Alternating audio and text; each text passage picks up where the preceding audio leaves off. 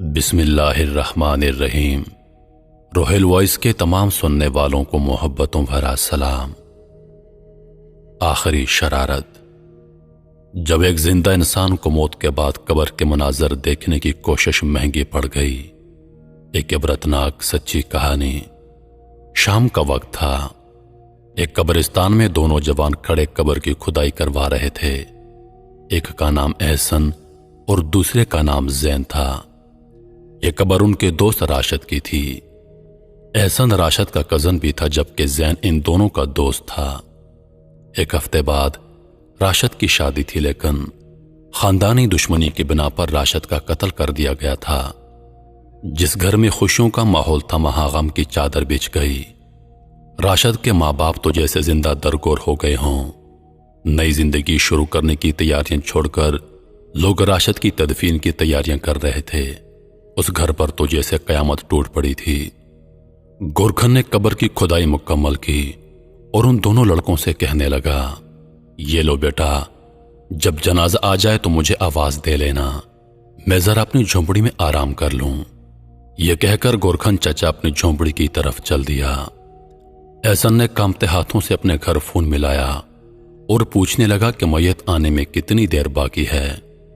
वो ये कहकर रो दिया, क्योंकि उन तीनों की आपस में गहरी दोस्ती थी। एहसन गम से निढाल था। दोनों कब्र के पास खड़े थे। जैसे जैसे शाम ढल रही थी, अंधेरा बढ़ता जा रहा था। जैन अपनी ही सोचों में गुम था। एहसन ने उससे बुलाया तो वो जैसे चौंक पड़ा।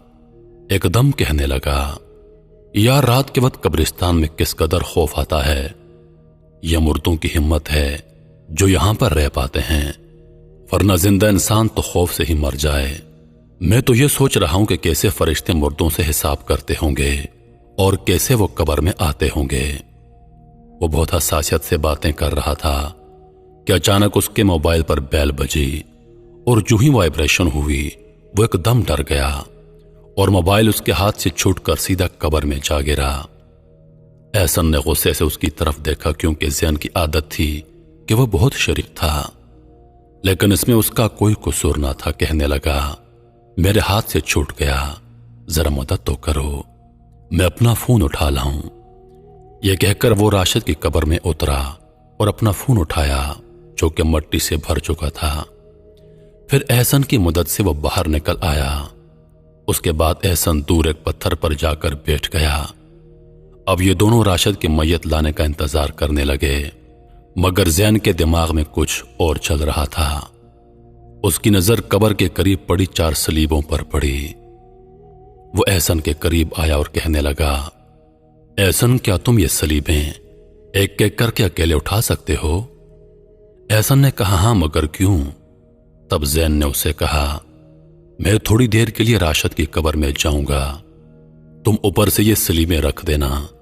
मैं देखना चाहता हूं कि आखिर कब्र में क्या होता है, और जब इंसान के ऊपर सलीबें रख दी जाती हैं तो क्या माहौल होता है। एहसन का उसकी बात सुनकर खौफ के मारे बुरा हाल हो गया। उसे डांटने लगा, यार, तुम यहां भी शरारत का सूझ रहे हो, तुम्हें डर नहीं लगता? और अगर इतनी देर में जनाजा आ गया और हम पकड़े गए तो सब क्या सोचेंगे कि अपने दोस्त की कब्र के साथ ऐसा मजाक कर रहे हैं। ना बाबा ना, मैं तुम्हारी कोई मदद नहीं करूंगा। जैन ने उसे मनाना शुरू कर दिया कि बस कुछ ही देर की तो बात है। एहसन ने लाख मना किया, पर जैन कहां बास आने वाला था। कहने लगा, अच्छा, ये मेरी आखिरी शरारत होगी, इसके बाद मैं कभी कोई शरारत नहीं करूंगा, फिर तुम याद करोगे मेरी शरारतों को। जैन के इतना मनाने पर एहसन मान गया और जैन बिल्कुल बेखौफ होकर राशिद की कब्र में उतर गया और अंदर बैठ गया। उसके बाद एक एक करके एहसन ने सलीबें रखना शुरू कर दी। 3 सलीबें रखने के बाद एहसन जब चौथी सलीब लाया तो जैन कहने लगा, तुम्हारे ऊपर मट्टी ना डाल दूं? जैन ने मुस्कुराते हुए कहा, डाल दो, तुम्हें इजाजत है। उसके बाद एहसन ने चौथी सलीब कब्र पर रख दी और दूर जाकर बैठ गया। खौफ के मारे उसका बुरा हाल था कि कहीं जनाजा लेकर आ गए तो क्या होगा। ये सोचकर वो एकदम उठा, कब्र के नजदीक गया और जैन को मैसेज किया, کہو تو اب اٹھا لوں سلیبیں، لیکن کوئی جواب نہ آیا۔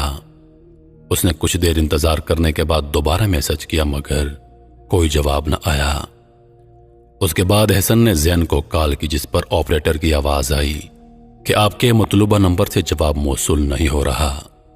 اب احسن ڈر گیا کہ کہیں زین کو کچھ ہو تو نہیں گیا۔ یہ سوچ کر اس نے سلیبیں اٹھانا شروع کی لیکن اس سے نہیں اٹھ سکیں۔ یہ وہی سلیبیں تھیں جو کچھ وقت پہلے اس نے اکیلے اٹھائی تھی مگر اب ہلنے کا نام نہیں لے رہی تھیں۔ مارے خوف کہ وہ گھرکن چچا کی جھونپڑی کی طرف بھاگا اور انہیں ساتھ آنے کو کہا۔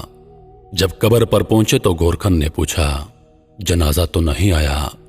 تب احسن نے انہیں سارا معاملہ بتایا۔ گورکھن کے بھی ہوش اڑ گئے۔ انہوں نے جلدی جلدی سلیبیں اٹھانا شروع کی لیکن یہ کیا، ان دونوں سے مل کر بھی سلیبیں نہیں اٹھیں۔ احسن رونے لگا۔